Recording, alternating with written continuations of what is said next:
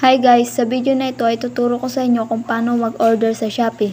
Ito ay para sa mga hindi pa marunong o para sa mga baguhan pa lang sa shopping app na ito. Ang mga tao ngayon ay nahihilig na sa online shopping at ang Shopee ang isa sa mga platform na ito. Kaya kung bago ka pa lang sa shopping app na ito at hindi mo alam kung paano mag-order, panoorin mo ang video na ito.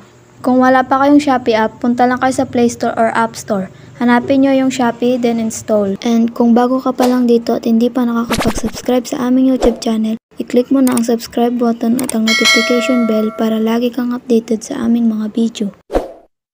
Pagkatapos, i-open na natin yung Shopee app.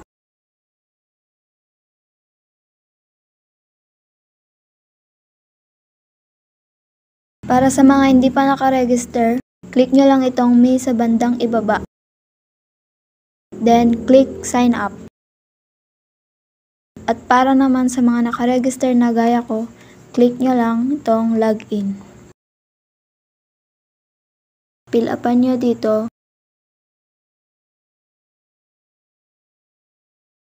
Then, click Login.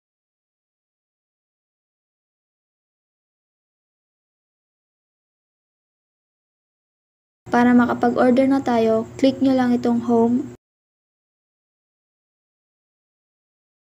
Then, dito sa search bar, search nyo dito kung ano ang gusto nyong i-order.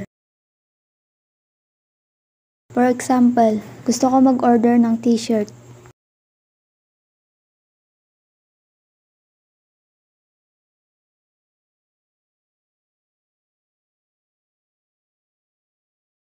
Hanap ka ng gusto mong t-shirt dito, then click mo yon.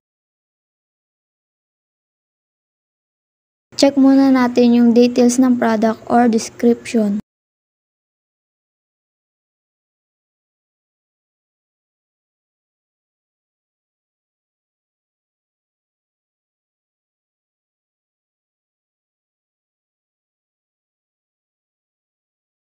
Next naman na i-check natin ay ang product ratings. Dito natin makikita kung legit ba o maganda yung product.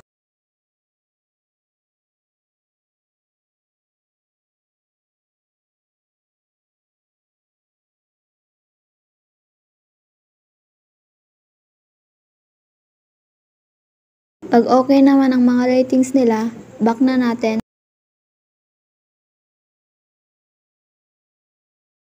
Then click Add to Cart.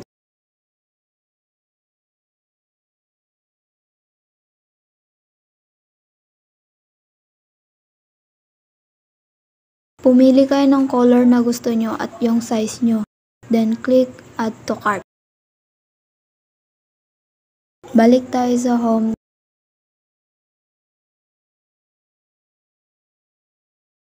Then click nyo tong cart. Dito nyo makikita yung mga items na in-add to cart nyo.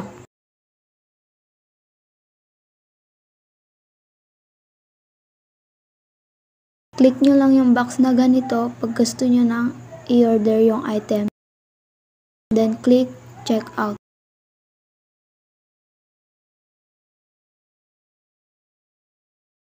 Ito yung payment na babayaran nyo. Pag gusto nyo mabawasan yan, click nyo lang dito para makakuha kayo ng discount. Then, click nyo yung OK.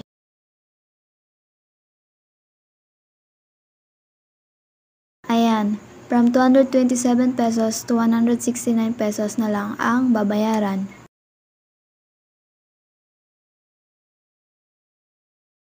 Kailangan nyo rin palang pumili ng payment method dito.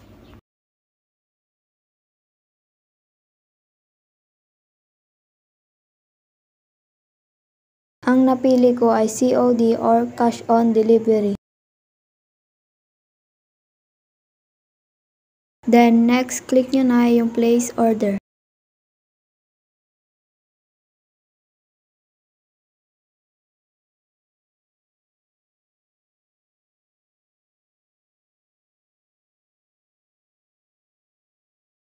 Dito mapupunta yung in-order natin kanina. Dito naman natin makikita kapag na-ship na ng sender yung item. Dito naman natin makikita kapag nasa address na natin yung item. Then dito naman kapag natanggap na natin yung item. Dito naman yung mga kinancel nating item. At dito naman yung mga item na ibinalik natin.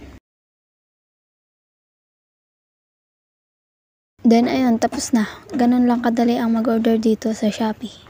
Sana ay may natutunan kayo sa video ito.